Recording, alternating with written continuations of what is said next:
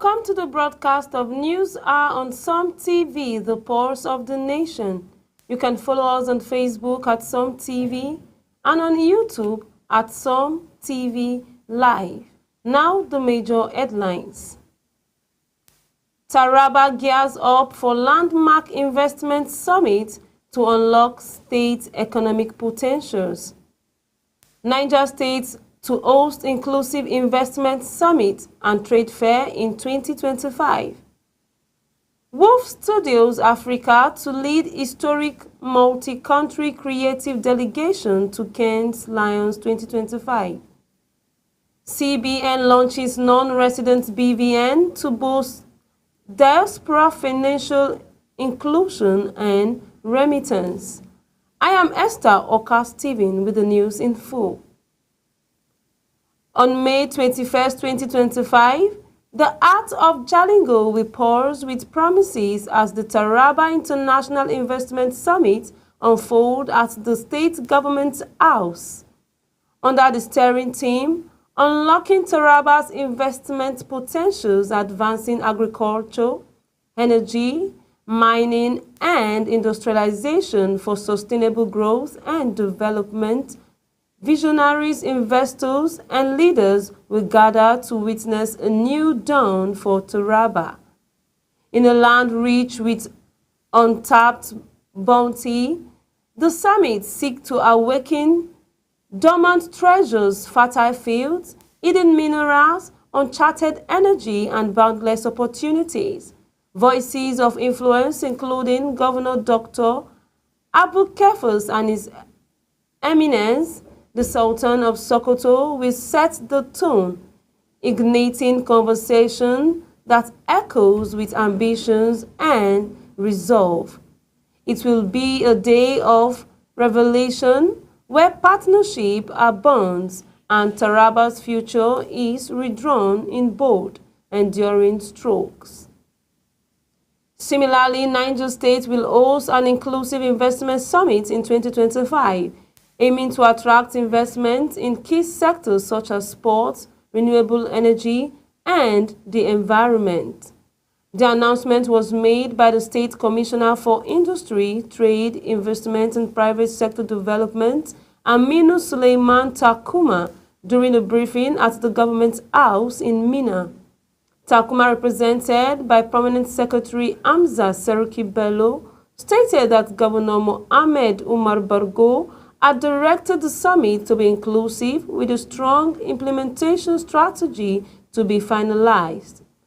Additionally, the 2025 Niger State Trade Fair is set to begin on May 20th.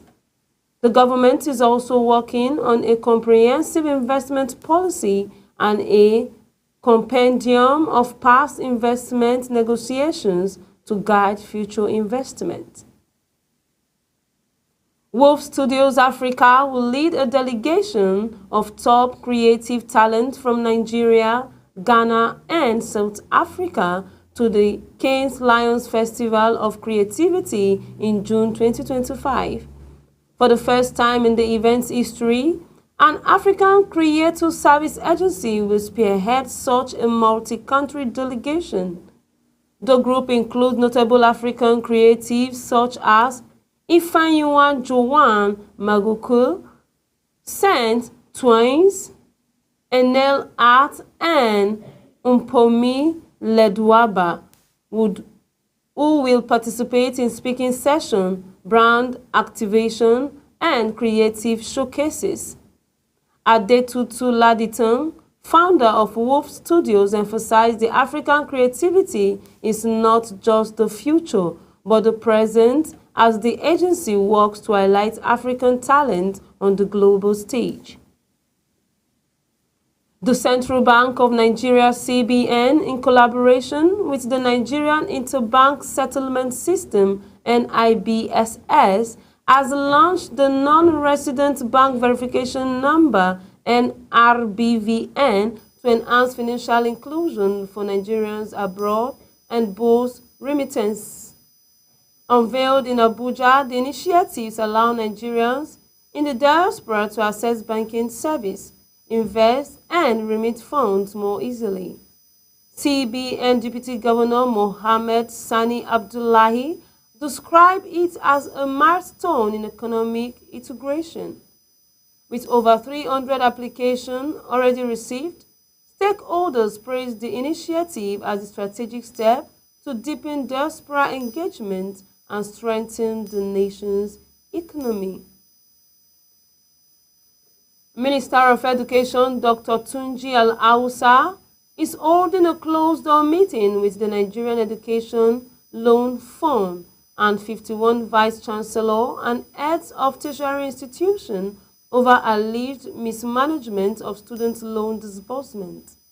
The meeting, taking place at the TET Fund headquarters in Abuja, follows a postponement last week due to scheduling conflicts.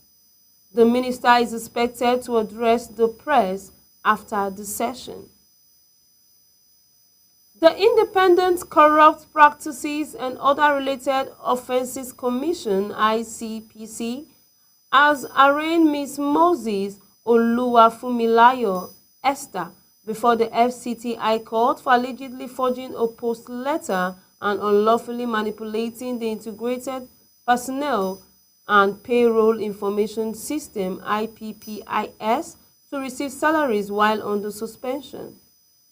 The ICPC alleged she submitted falsified documents and restored her salary in January 2022 without authorization. She pleaded not guilty to the 3-count charges. The court granted her bail with strict conditions, including 2 sureties who must be serving federal directors in the FCT. The trial is set to commence on July 8, 2025. Over 100 former sex workers and drug addicts in Bauchi State, Maso local government area have received vocational training and business starter packs through the rehabilitation project by the Better Life Restoration Initiative founded by the Global Fund. The program trained 200 young women in various skills, including shoemaking and POS operations, and provided financial literacy support. The initiative aimed to help participants gain independence, reintegrate into society, and contribute to the economy. The People Democratic Party (PDP) has initiated a reconciliation process headed by former Senate President Bukola Saraki to address growing internal division and VAT further defection ahead of the 2027 general election. The meeting recently convened with key stakeholders in Abuja to mediate disputes, particularly the ongoing leadership tussle over the position of National Secretary and mounting tensions in the South-South region. Reports has it that despite these efforts, internal strife continues. Honorable Ikenga Imo Ugochinyere has accused PDP National Chairman Umar Damagun of attempting to undermine Acting National Secretary Santoji Koshodo by allegedly preparing a counter letter to INEC that could disrupt the party's National Executive Committee meeting slated for 27 May. The controversy stemmed from the consistent return of Samuel Anyanwu to the party secretariat despite his former replacement, a move already recognized by both INEC and the PDP National Working Committee. Ugochinyere commended the NWC and Koshodo for their leadership and urged the explosion of individuals he claimed are working against the party's interests, including Anyanwu and FCT Minister Nyesom Wike. The Lagos State government has delivered 9,970 housing units in 6 years to reduce the housing deficit. Commissioner Moruf Akindoru Fatai said at a press briefing that more estates are under construction and in planning. Through initiatives like the Rent-to-Own scheme, over 20,000 residents has benefited with 212 completing payments. Housing remains a key part of the state team's agenda. In a related development, Lagos State House Project created 5,287 jobs in 2024, contributing to the engagement of 13,749 people over 6 years. The State Housing Initiative also impacted 28,507 households by December 2024. The government focused on improving the quality and construction of retraining over 500 artists. Additionally, the ministry recovered 295 million naira and 20 properties through mediation, resolving 1,899 cases related to the real estate dispute. Still from Lagos State, the wife of the Lagos State Governor, Dr. Ibijoke Sanwo-Olu, in partnership with the Orusil World Care Foundation, has funded free pediatric surgery at 3 general hospitals, Odem Marina, Surulere, and Igando. The initiative supports the state teams plus agenda targeting healthcare accesses from underprivileged children. The First Lady urged other organizations to support similar healthcare efforts. The foundation said beneficiaries were selected through a rigorous process involving hospital social workers. Hospital officials expressed appreciation for the gesture. 25 autonomous communities in Ohaji, Imo State have formally rejected proposal to include them in the proposed Orlu state. In a letter to Senate President Godswill Akpabio, the communities represented by the Ogbako Ohaji People's Forum expressed strong opposition to any merger with the Egbema community or inclusion in Orlu state. They cited lack of consultation, absence of cultural ties with Orlu, and historic grievances, insisting on remaining within Imo State. While supporting the creation of an additional state for the Southeast, they maintain that Ohaji should not be part of any state with Orlu as its capital. A Kano State High Court has dismissed an application by APC National Chairman and former Kano State Governor Abdullahi Ganduje, seeking to halt his trial over alleged bribery and misappropriation of public funds. Ganduje, his wife Afsat, son Umar, and 5 others face 11 counts involving $413,000 and 1.38 billion naira. Justice Amina Adamu Aliyu ruled that the objection lacked merit and ordered the trial to proceed, adjourning the case to July 30 and 31, 2025. The Nigerian Police Force has rejected claims that one of its helicopters was used to supply food to bandits in Kogi State. In a statement on Tuesday, Force Public Relations Officer ACP Muyiwa Adejobi clarified that the helicopter was involved in a legitimate security operation on May 10, 2025, targeting banditry and other criminal activities in the Ogbajena area. The operation, which included police personnel, local vigilante, and hunters, was supported by area surveillance. The police dismissed the viral video and warned the public against spreading misinformation that undermines security efforts.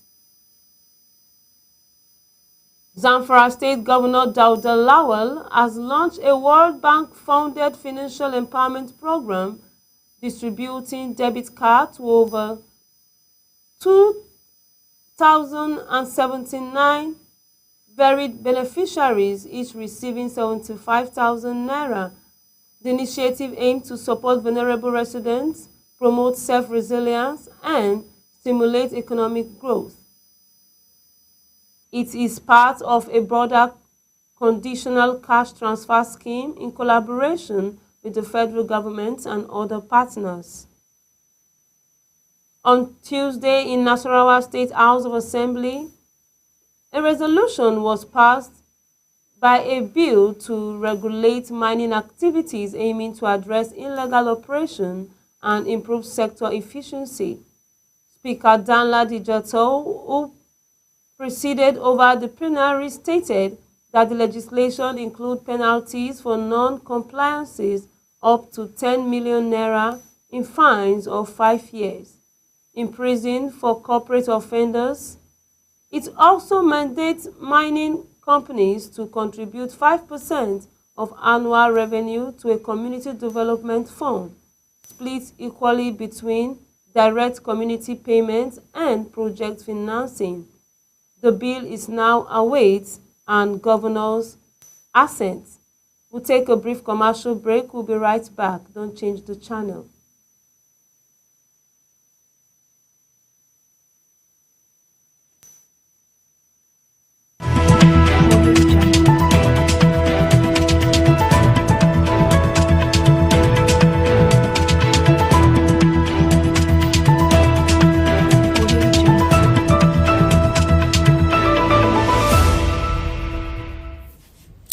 Hi, my name is Tessa Barlin. I'm from South Africa, currently living in Cape Town. I am a filmmaker. I do a bit of everything in the industry, but I mainly focus on directing, producing, and cinematography. And my film is called Fading Footprints. It's a documentary that essentially is a snapshot into the lives of a group of Khoisan people called the Jungwazi, currently living in a village in Botswana called Kaikai. And the film really showcases how they are currently navigating the in-between stage, having come from a background of living nomadically, of hunting and gathering and living in the bush, to now having to adapt to a modernized lifestyle where they are having to live sedentary lives in villages, where they're no longer allowed to hunt or live nomadically in the bush. And the film is a social commentary on how indigenous knowledge systems are getting lost due to modernization and the way that our current systems, socio-political systems, force indigenous people into modernized lifestyles that are not necessarily right for them. I'm really excited for the film to be showing at this festival, and I am super excited to be involved in the podcast series. I think it's going to be an incredible opportunity to facilitate dialogue and really speak about Indigenous people's rights and land claims. Yeah.